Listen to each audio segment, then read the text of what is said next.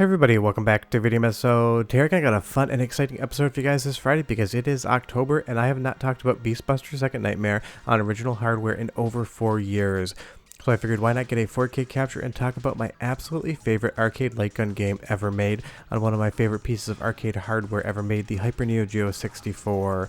Because when I say Beastbuster Second Nightmare goes harder than any other arcade light gun horror game out there, I 100% mean it. This dials up the action, the intensity, and the gore up to a straight 11, and I love it for that. Before we get too far involved though, do me a huge favor down below, hit like and subscribe and ring that notification bell, definitely helps us out. And if you feel so inclined to want to support the channel, we got a Patreon link down below as well. But Beastbuster Second Nightmare to me is what I would call a perfect arcade game. It has absolutely everything I need and it does not have any filler whatsoever. It is 25 minutes of straight action-packed fun. It is a wild B-movie horror romp through some of the best of SNK's output in my opinion. And if you can't tell already, the gore in this game is just off the charts. Heads are going to explode, entrails are going to fly across your screen, you're going to see exposed spines hanging from zombies, you are going to do all manner of bodily harm, and you're going to love it the entirety of the playthrough. And I definitely think this has the best graphics of any Hyper Neo Geo game ever made, but the interesting thing is this was not developed by SNK, this was made wholly by ADK, which basically took a lead on developing the Hyper Neo Geo 64 hardware. ADK had a very close relationship to SNK and helped with a lot of the Neo Geo as well. Now I have a very interesting relationship to this game. I was out in Vail, Colorado at the US Free Skiing Open as a coach, and then I went to the X Games directly after that where I was the coach as well. I saw this game in a hotel game room right next to the pool, so now every time I smell chlorine I immediately think of Beastbuster Second Nightmare. It just got its hooks into me in like 2006 and I've been playing this game ever since. And I absolutely love the straight horror of this game. You have a giant tentacle monster shooting through a school bus, just attacking you. It is so wild, so unique, and so fun. And also harkens back to the original Beastbusters where they had a zombified Jeep in that game. This is just the type of stuff that 100% does it for me as far as arcade games are concerned. It ticks off every single box. It is kind of janky 3D, we got that. It is a horror light gun game, we have that. And it does not shy away from the gore in any way, shape, or form. It checks all three of the boxes of what I need. Well, sadly, this is an incredibly rare game, and you're probably never going to see it out into the wild. This did not sell well in the United States, and honestly, the guns on the cabinet took so much abuse, most of these things are broken. But if you do know where there is one, leave me a comment down below. But just take a look at this infinitely black hallway where these zombies are just running out. You are gunning them down. They are just exploding onto the walls. This game is dark, both in tone as well as in color, and I did not lift any of the colors here. Technically, I could have recovered a little bit of detail in some of the blacks, but I actually left this as a direct capture in 4K, so you could really see the drama of how black those colors should be. This is actually a game that looks better not on a CRT television. If you play this on an OLED, those blacks look even inkier and even better in my opinion. And far be it from me to recommend something like an OLED over a CRT television. You know I love my PVM, so I must really mean that. And again, this boss fight is absolutely spectacular. The way the camera moves, the way you sway through the environment, the fact that this looks like a giant spider that we get to destroy, 10 out of 10 on all respects in that front. It's just one of those games that does everything right in my opinion, and it continually just brings the action forward. Now this third stage here is my absolute favorite, the hospital area. It just has the most gore, the most interesting models as far as the zombies are concerned, and you can definitely tell as you see them pop up onto the screen, the artist had an absolute field day, just throwing every bit of horror in. You're going to see these zombies running across the ceiling with their entire legs blown off and their spines exposed. You're going to see nurse zombies explode from the torso and just turn into a red mist. This is a very pretty game. It's just one of those titles where all of the artwork just creates a vibe. This game has an identity that is unmatched by any other horror light gun game out there.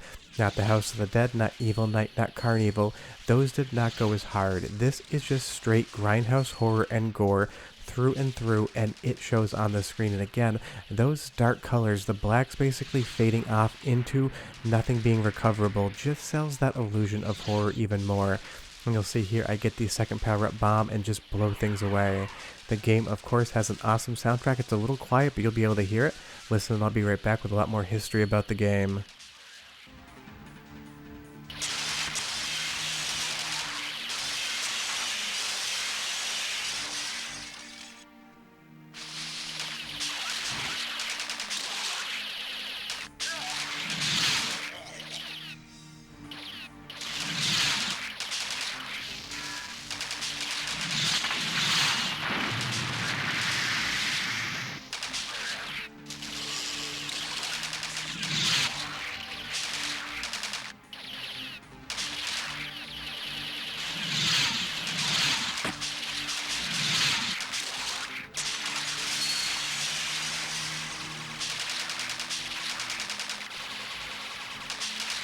Awesome horror soundtrack. You will see that some of those sound effects get a little bit buried in the mix, and that is because this was meant to have a custom audio amplifier to go along with it, which is a level that cannot go into my capture device.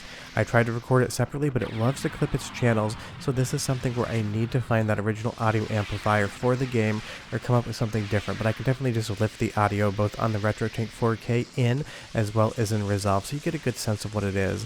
But that helicopter sequence with the zombies running away, it is just gold in my opinion. And this next boss fight, probably my favorite in the game, because you're going to see, of course, if it's going to be a horror movie and it's going to involve zombies, there's got to be a chainsaw zombie somewhere. And I love that he just cleaved that scrub zombie in half with the chainsaw and he dropped to the ground with a very nice blood splatter.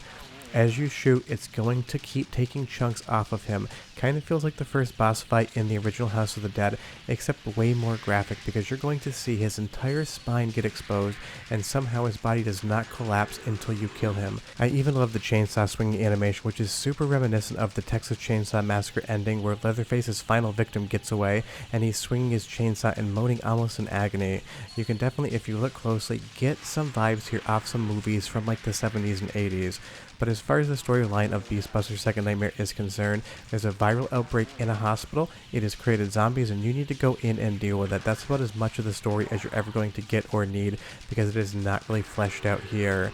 And speaking of things that aren't fleshed out, the boss now has basically his entire torso ripped apart, his entire left arm missing, and again, you can just tell that the artists and modelers that made this game decided to throw everything in the kitchen sink into making it a gore horror extravaganza.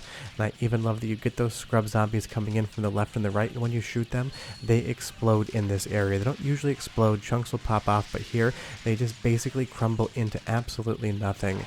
And I am playing this boss fight from start to finish, so you get a sense of how it works. Boss fights in this game are long, they are a spectacle, and when you get towards the end of the game, it almost becomes a boss gauntlet, putting up bigger and bigger boss in front of you just to show you what could happen in the game. But we're so close to knocking him back, and it is just, again, great. And this is why I collect so many games like this. It's just memory. If I had never gone to that hotel in Colorado, I'm sure I would know about Beastbuster Second Nightmare, and I probably would have picked it up. I just wouldn't have that nostalgic connection to it. And the best part is you can play this game in MAME today. The audio is going to be a little bit bad, but otherwise you're going to get the graphical effects. So if you're looking for an awesome, hard as nails horror game for October, Beastbuster Second Nightmare is just that. And as we move on to the next stage, I love that we have these punk zombies riding these motorcycles, almost a little bit of a Return of the Living Dead vibe going on here as well, and they are holding weapons, and that guy right there had no arms or torso and was still stumbling towards you. Interestingly enough, you do get some bees, never explain why they're here, but every single light gun game has to have a flying enemy, so of course that's what they're going to do here in Beastbuster Second Nightmare. And I love those fire effects as well. But the sad part is the Hyper Neo Geo 64 just was not a success. This game barely got distribution in the US, and I can't think of a single arcade in North America that has this on the floor, so if you can think of anywhere, let me know. In Japan, this game is exceedingly rare again. I've looked before I did the voiceover. Right now, I cannot find a single copy of this game to purchase, so if you want to buy it, you really need to be patient and wait around for a copy to come up. I got this a very long time ago, but at today's rate, you're looking at over a $1,000 game for the cartridge and the motherboard combined, closer to something like $1,500. Is it worth it? Probably not, but if you ever see a complete cabinet for this for sale, at least email me. I would definitely purchase it because I would find the space for something like this. Now, this is a 2-player game, but you can modify it to 3-player as well. It's kind of a hidden feature. But again, just look at that gore. A hospital surgery room with the nurse zombie over the table, just sitting there. It is basically every good horror movie ever combined together, every horror trope included in it. And there's so much destructible environment as well. You can basically shoot everything in the background, and you want to, because certain things, if you destroy them, are going to have different bomb power-ups. There's a level 1, level 2, and level 3, and you want to save those bombs, especially for the bosses. It's going to be super important.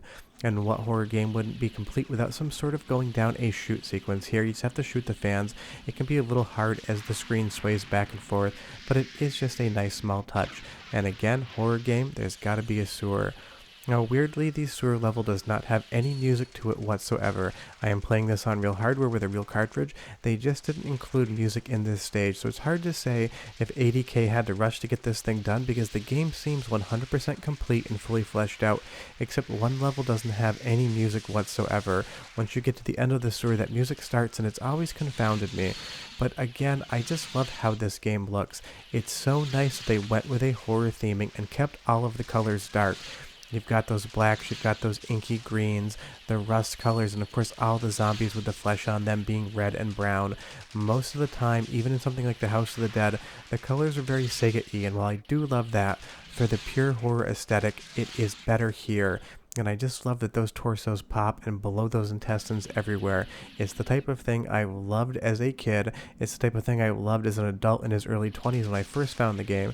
And it still 100% does everything I need it to. And I love these sequences here as well, where there's zombies just falling down this shaft. It is literally raining corpses on you, and you need to shoot them and explode them before they hit you, and you will see that they come apart in nice chunks. The programming and attention to detail in Beastbuster Second Nightmare is so good, and now it gives you this little hint of something coming up the shaft, and now you're going to have what I only can assume to be nematodes from Doug running towards you. I think the last time I talked about this game 4 years ago, I referenced nematodes again. It's just stuck in my brain as to what these things are. If you have any other ideas what they might be, leave me a comment down below. Clearly there's some sort of amphibian frog hybrid, and you'll see in the boss in just a moment. But I'm going to give you one more sound sample before we get to the final boss, because that is pure spectacle, but this next musical track is quite good, so listen, and I'll be right back.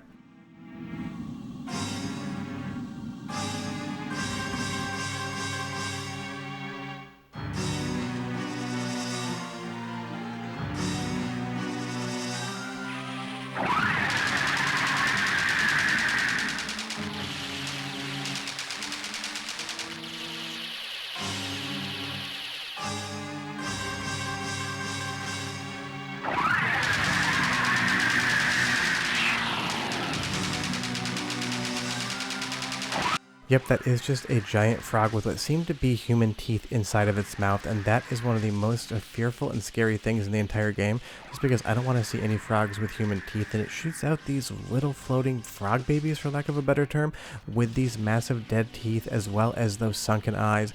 It just works. I'd love to know where they came up with the ideas for most of these bosses. Somebody was just sitting in a room, maybe they saw a frog on the way to work, and they just said, screw it, we're going to put that into a horror game. Now that we defeated the frog, we're going to move on to the final stage, which is just one massive boss fight, and maybe the most dramatic and biggest boss fight in any arcade game I played of the era. If you can think of anything bigger, do leave me a comment down below, but let's jump right into it. Basically, we've been in this hospital the entire time, and now we are going to take a helicopter and fly directly up to take on the big boss of the game. It basically just takes part of the hospital and rides it on its back as it comes out of the ground. This has some magician vibes from the House of the Dead, but again, this is just amazing. You have that giant crater where the hospital just was, and you have this floating torso of a boss with what looks like his spine hanging out of the bottom, shooting what seem to be gigantic meteors at you. I remember the first time I saw this in arcades. I played it from start to finish, probably spent way too much money of my budget on it, and I absolutely went back and played it to completion 3 more times while I was in Vail, Colorado at that point in my life. It took me about another 10 years or so to actually get into arcade collecting and pick up a PCB for my collection, but it will have a permanent spot there. And of course, it wouldn't be an arcade game without a second stage of the boss fight. You know every good arcade boss has to have a second form at least. And I love that you have a gigantic full moon behind the boss as he turns into this new form. It is just so good to look at. And that's the thing about these type of arcade games. Is this the best arcade game ever made? No, it is not. There's definitely games out there that are probably more technically competent and might be a little bit better in the gameplay front. But this is the type of thing, I love it. This game is for me.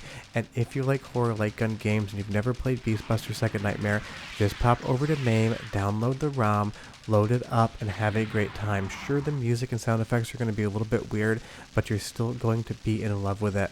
And I love that this meteor comes down and basically destroys the entire city. And I'm not sure what happened to the model, but those are some of the biggest pixels you're going to see in the entire game. It's a very graphically non-impressive end to a very graphically impressive game. But that's Beastbuster Second Nightmare. I wanted to talk about it for October in 4K, but we are done, and I'll see you guys next time. Bye-bye.